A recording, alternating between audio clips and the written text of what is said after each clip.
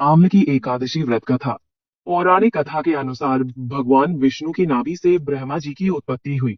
उत्पन्न होने के बाद ब्रह्मा जी के मन में जिज्ञासा हुई कि वह कौन है, उनकी उत्पत्ति कैसे हुई। इस प्रश्न का उत्तर जानने के लिए ब्रह्मा की तपस्या करने लगे। ब्रह्मा जी की तपस्या से प्रसन्न होकर भगवान विष्णु जी ने ब्रह्मा जी को दर्शन दिए। विष्णु जी को सामने देखते ही दर विजय की आंखों से आंसुओं की धारा बहने लगी।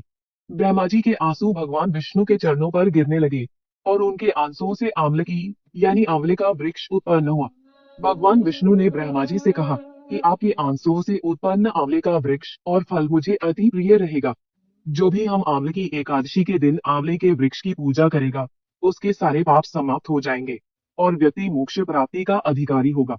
तभी से आंवले की एकादशी के दिन आंवले के पेड़ की पूजा की जाती है। साथ ही इस दिन आंवला भगवान विष्णु को अर्पित किया जाता है। इतना ही नहीं, इस दिन खुद भी आंवला ग्रहण करना बेहद ही फलदायी होता है। आंवले की एकादशी की कथा के इस संदर्भ में एक राजा की कथा का उल्लेख किया गया है, जो पूर्व जन्म में एक शिकारी था। एक बार आंवले की एकादशी के दिन जब सभी लोग मंदिर में एकादशी का व्रत करके भजन और पूजन कर रहे थे, तब मंदिर में चोरी के उद्देश्य से वह मंदिर के बाहर छुपकर बैठा रहा। मंदिर में चल रही पूजा अर्चना देखते हुए उन ऑफिस जाने का इंतजार कर रहा था। अगले दिन सुबह हो जाने पर शिकारी घर चला गया। इस तरह अनजाने में शिकारी से आंवले की एकादशी का व्रत हो गया। कुछ समय बाद शिकारी की मृत्यु हुई और उसका जन्म राज परिवार में हुआ। यही कारण है कि सभी एकादशियों में आंवले की एकादशी का विशिष्ट महत्व है। आंवले की एकादशी व्रत कथा। पौराणिक कथा के अनुसार भगवान विष्णु की नाभि से ब्रह्मा जी की उत्पत्ति हुई। उत्पन्न होने के बाद ब्रह्मा जी के मन में जिज्ञासा हुई कि वह कौन है, उनकी उत्पत्ति कैसे हुई। इस प्रश्न का उत्तर जानने के लिए ब्रह्मा की तपस्या करने लगे।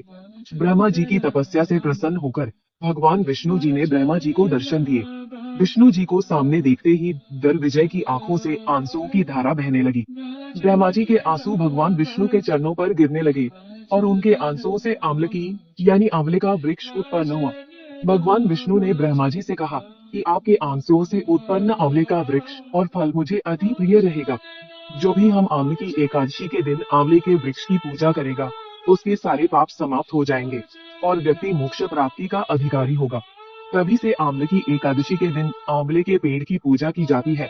साथ ही इस दिन आंवला भगवान विष्णु को अर्पित किया जाता है। इतना ही नहीं, इस दिन खुद भी आंवला ग्रहण करना बेहद ही फलदायी होता है। आंवले की एकादशी की कथा के इस संदर्भ में एक राजा की कथा का उल्लेख किया गया है, जो पूर्व जन्म में एक शिकारी था। एक बार आंवले की एकादशी के दिन जब सभी लोग मंदिर में एकादशी का व्रत करके भजन और पूजन कर रहे थे, तब मंदिर में चोरी के उद्देश्य से वह मंदिर के बाहर छुपकर बैठा रहा। मंदिर में चल रही पूजा अर्चना देखते हुए उन ऑफिस जाने का इंतजार कर रहा था।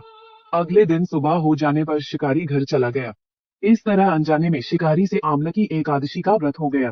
कुछ समय बाद शिकारी की मृत्यु हुई और उसका जन्म राज परिवार में हुआ।